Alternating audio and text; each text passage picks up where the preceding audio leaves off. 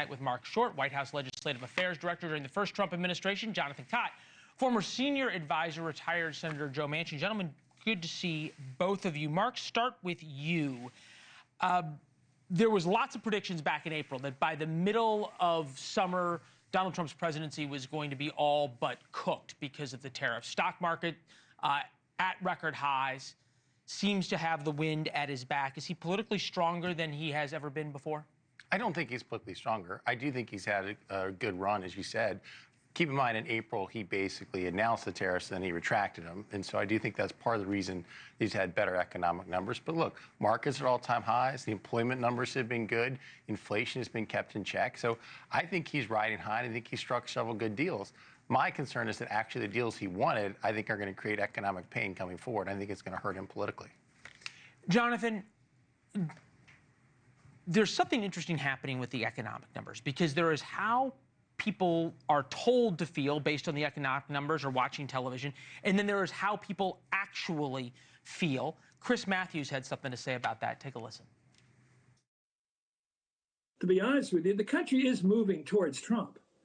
I mean, these polls that come out and show him not doing well, I don't buy that. I think his strength is still greater than the Democratic strength. You gonna argue with him? Yeah, I stopped listening to Chris Matthews a decade ago. I don't think he knew. So did everybody else. Yeah. Okay. So doesn't mean he's wrong. He is wrong. Every indicator that is a real indicator, American workers are struggling because of the Trump economy.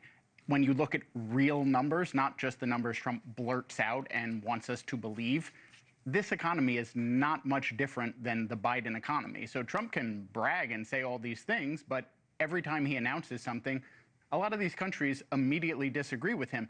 Do we really think that the Japanese consumers are going to buy American rice and American cars? They're cheaper, they might. They're not, and they're not going to fit on their roads. So then why did Japan make such a big deal about blocking those products if they weren't worried about their consumers buying them? They didn't want them. They also are disputing, he's saying they're giving us $550 billion. Japan immediately disputed that. The EU is already disputing some of the facts that Trump announced in that deal. So a lot of these things, we must, to quote Ronald Reagan, trust but verify. Okay, conceivably, Marc, though, the people who would verify that are the traders on Wall Street. And they are looking at the same data and saying markets are forward-looking. They're leading indicators. Things are doing well. I don't agree with Jonathan. I think that the Trump economy is significantly better than the Biden economy was. And I think, particularly if you look at inflation, it kept in check. As you said, markets are hitting all-time highs.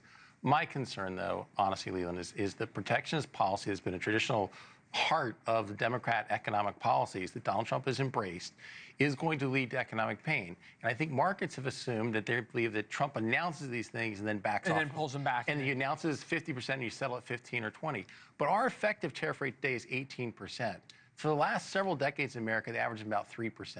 That is going to have an impact. And many of our biggest retailers had inventory that they have now gone and that's through. Been part of it. And that's been, I think, though, part of the problem for Democrats, and we're going to see if we have the Bill Maher soundbite because he talked about this as well, is that Democrats made it seem like they were predicting the end of the American economy the next day. And now there's a real credibility problem, is there not? Because now when Democrats say, oh, well, things aren't as good, or oh, things are going to get worse, nobody believes you. Yeah, look, you can't yell the sky is falling every day, but it's not getting better for middle-class workers. I think Marc makes a good point. Donald Trump had something in common with a lot of Democratic lawmakers. He could have come to them and said, look, we agree on this. Let's work together and cut a deal. Marc tried to do that when he worked in the first Trump White House. He worked very successfully with Joe Manchin. Real quick, here's the Bill Maher soundbite. Take a listen. Look, the stock market is at record highs. I know not everybody lives by the stock market, but I also drive around. I don't see a country in a depression at all. I see people out there just living their lives. And I would have thought, and I got to own it, that these tariffs were going to sink this economy by this time, and they didn't. New Wall Street Journal poll, Marc, shows 47% of voters rate the strength of the economy as positive, up 11% since April. No surprise. Thank you for watching. Subscribe below and download our NewsNation app right now on your phone, and you will get fact-based, unbiased news for all Americans.